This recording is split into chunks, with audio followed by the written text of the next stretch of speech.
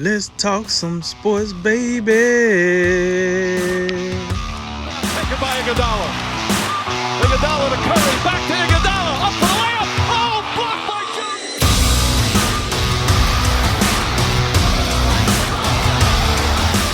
And remember, make tomorrow better than today and make today better than yesterday.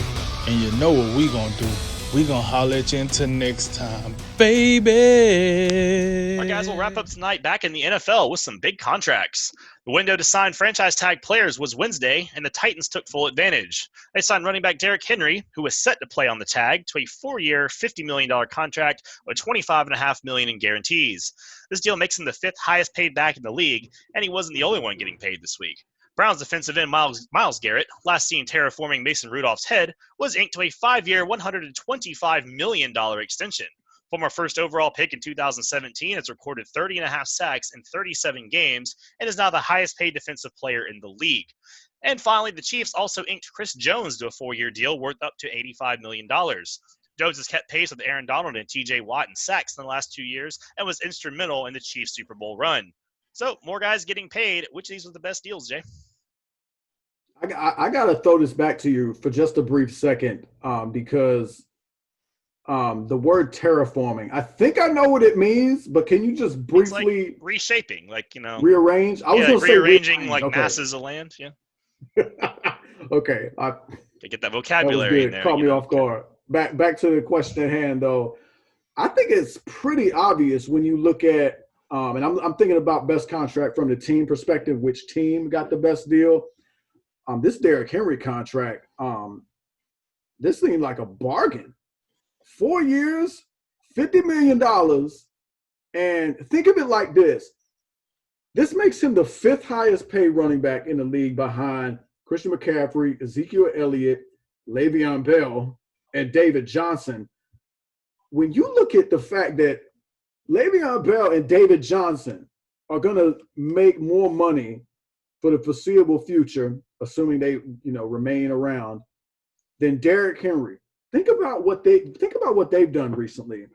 And I'm less concerned about David Johnson, but Le'Veon Bell has done he's done next to nothing the past 2 seasons.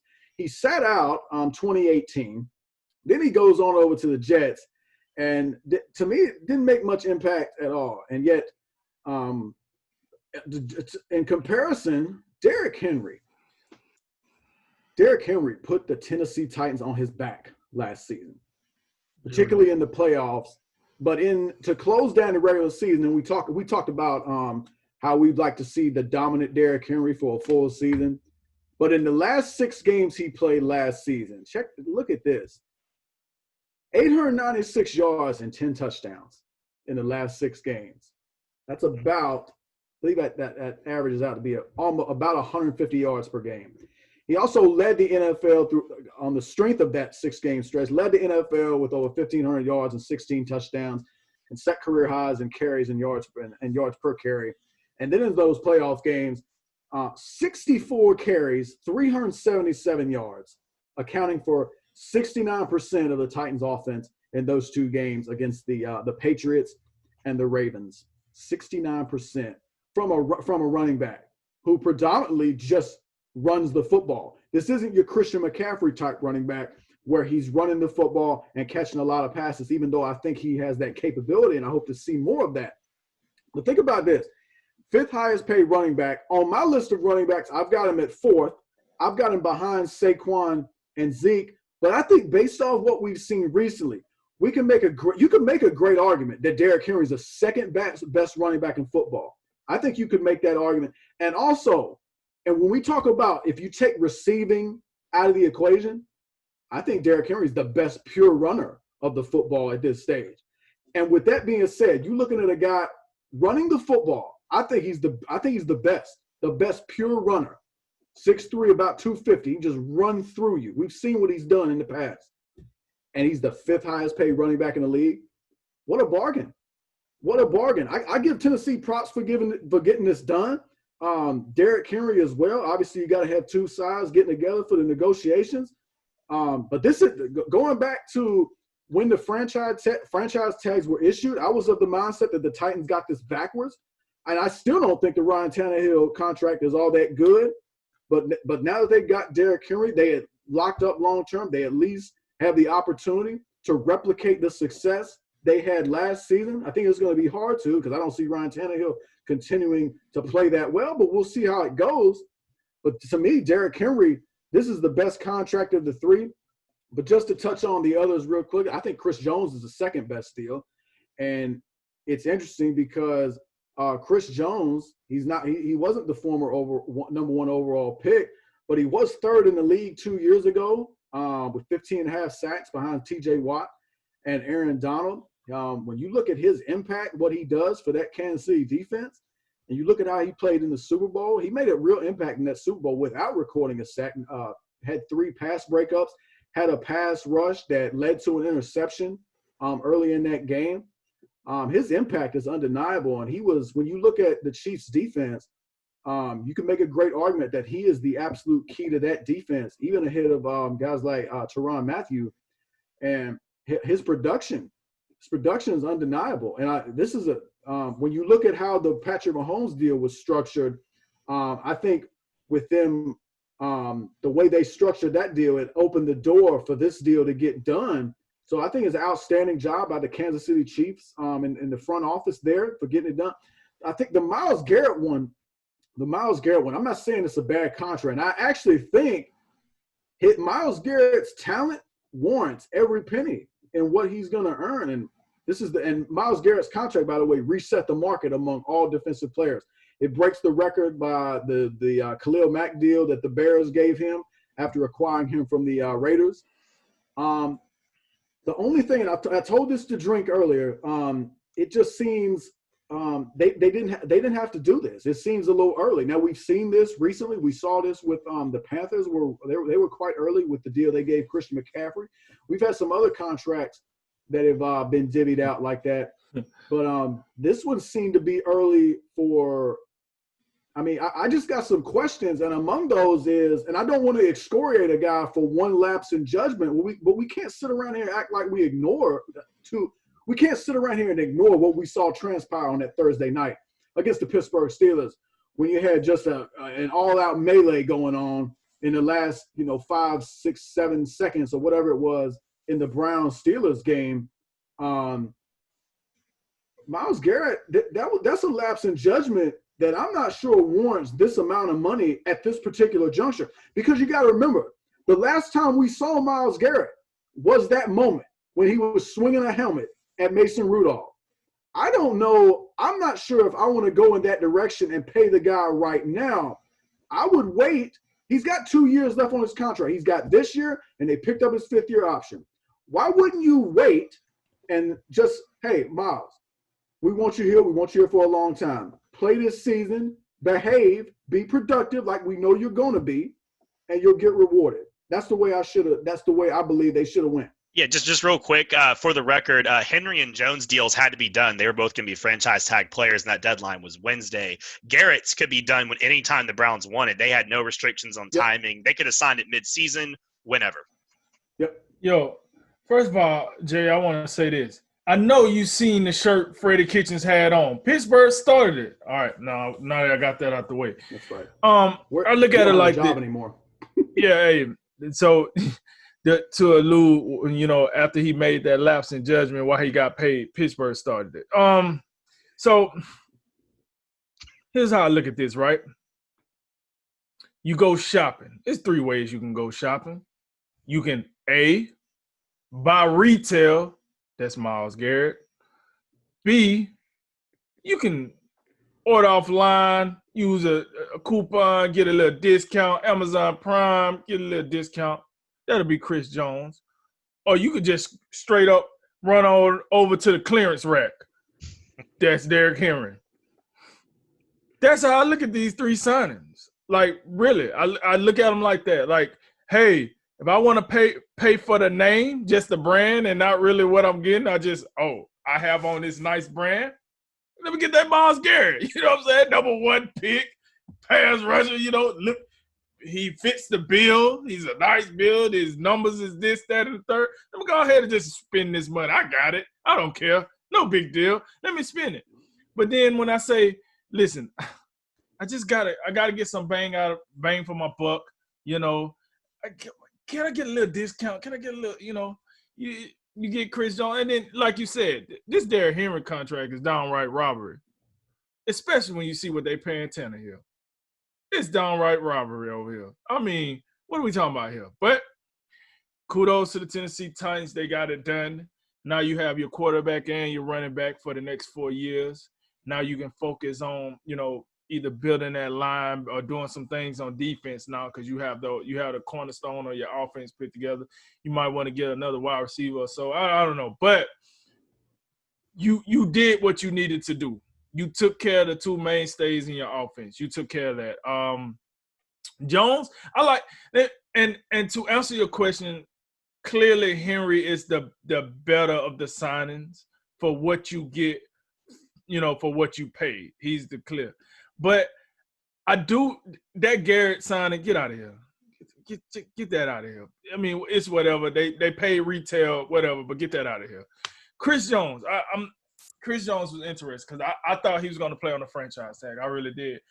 And to be honest with you, I think this kudos to Patrick Mahomes because if you don't get that type of deal done with Patrick Mahomes this offseason, I don't think you have the confidence and the money to go spend on Chris Jones because you got to think now, when you have a great quarterback, when you have an all-timer like Patrick Mahomes, it allows you to gamble on other positions. If you think I'm lying, go look at Dallas. This is why Dallas is in the situation that they're in. They can't trust Prescott. So therefore, because of the mistakes they made seasons before, Zeke, now Amari, Lawrence, and Lyle Collins, all these guys say they overpaid. Now they're trying to make Dak pay the price because they overpaid the other guys. But if he was good enough, they would just pay him and deal with the punishment. Kansas City, they can do that. Hey, we got the best quarterback. Hey, we pay him long term. Whoop de whoop. Hey, who else need to get paid? Anybody else? Hey, we're going to roll the dice, baby. We're going to be in a couple more Super Bowls now. We got all the trust and confidence in Mahomes. Hey, Kelsey, you trying to redo your deal too? Hey, come holler at your boy, man. Hey, come on up here. I got the seat open for you. This is what it allows you to do. It allows you not to worry about the insulated parts because you took care of the main part. This is why when Henry didn't get when he didn't get a long-term deal at first, we was like, why you pay Ryan Tannehill? What the hell? Because we don't believe in Ryan Tannehill. We don't believe in him. So when you don't believe in the quarterback, it does make you look at every other part of that team like, what the hell? Chris Jones, nobody batted an eye. I'm going to be perfectly honest. Nobody batted an eye when Chris Jones got signed. Why? Because you got Patrick Mahomes. You're like, huh? All right, cool. They made it work. They signed both of them. All right, then. They better suited to win another Super Bowl. All right, what's next? Trix came out with a new flavor of cereal. Like, that's how we looked at it. We just moved on. It was another day, another COVID victim. Let's do it. So, like I said, that's how I look at it. I look at these three like, how do you like to spend your money? Do you like to be frugal? Do you like the name? Do you like so on and so forth? So I do think Henry was the best bang for your buck without a doubt. You definitely got your bang for your buck. I think Garrett, you just bought, a 24-karat trash can. Not to say he's trash. Let me phrase that. I'm not saying Myles Garrett is trash. I'm just saying it's kind of like throwing away money, though. You got a 24-karat trash can. Like, do you need a 24-karat gold trash can? No. The plastic one works just fine. But no, you just wanted to spend money, so you went and got the 24-karat gold one. All right? And you got Chris Jones, which was a luxury. You didn't break the bank, but, he wasn't dirt cheap either. So you spent your money on him. So that's how I look at those three.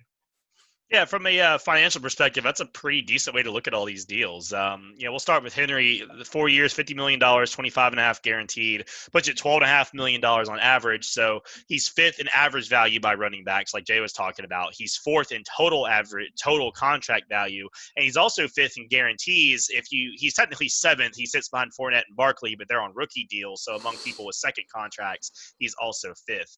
And what I like about this deal is all the guarantees for Henry are baked into the first 2 years. He's a $6 million cap hit in 2020, 13.5 in 21, and then it goes to $15 million for 22 and 23. So it's kind of like a front-loaded sort of 2-year deal, though there is some flexibility with the salary cap. But what I've always said, what we said about running backs is it's really good idea to try to give them big, giant 2-year deals. Now, they're not really going to take those. Obviously, they're not going to sign a literal 2-year contract. But if you can structure it like a 2-year contract, this will put the Titans in position where his 29 years of age season, 2 years from now, they can move on and it won't be that big of a deal. They'll have like a $9 million dead cap hit, but it won't be anything like, soul crushing to get out from under. And we've seen a lot of running backs hit that wall and they tail off in a hurry, especially big 220 plus pound bruising backs. We don't see a ton of Derrick Henrys. I mean, Ricky Williams maybe comes to mind. There's a couple guys, but there aren't many of him to know exactly how this goes. But the few guys we do have, they all tailed off pretty quick after about 29, 30 years old. So it's smart for the Titans to have a little bit of an out here, and it's smart for Henry because he could have went for more, I think, because he has that "what have you done for me lately," right? He has that more than a lot of other guys have when they go to negotiate, because he just said, look, I just drug your sorry team through 2 playoff games by myself. But with the uncertainty right now and amid this kind of new world we live in, getting that financial security and locking up almost $25 million guarantee as a running back, that's hard to walk away from.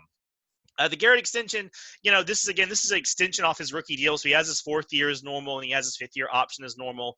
So he'll be $9 million this year on the cap, 15 next year, which, that's, getting close to high-end defensive end territory, but below the top guys. But then it kicks in afterwards, and he's $25 million a season from there on out, and he's going to be the league's highest-paid defensive player. So he's probably worth it. But again, that behavioral concern jumped up, but that they hope is an isolated event. That's kind of what they're going to hope here, is that was just a one-time, hey, he screwed up. I mean, he doesn't really have a track record of bad behavior besides that. So that's what the Browns hoped for, but they didn't have to do it. This was interesting. And there was no discounts here, but we haven't seen the contract structure yet. That's still to come. Hasn't been released yet. So we'll see how that plays out.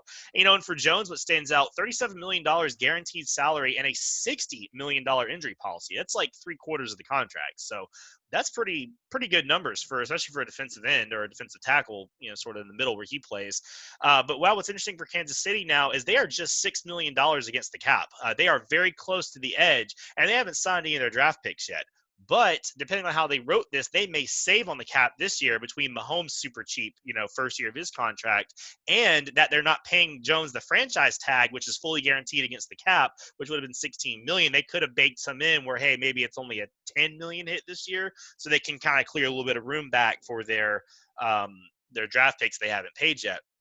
And the deal overall is structured close to how Mahomes is, with the big roster bonuses and the flexibility for Kansas City to move some money around, make a little bit of salary cap room here or there in the next few years to kind of keep that contender moving. But it also does meet Chris Jones's $20 million per year request. So both sides kind of made it work and got it done. So good news there.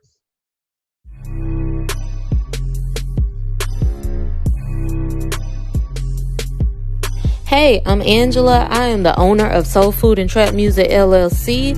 If you're in the Huntsville, Alabama area, I provide catering and meal prep services.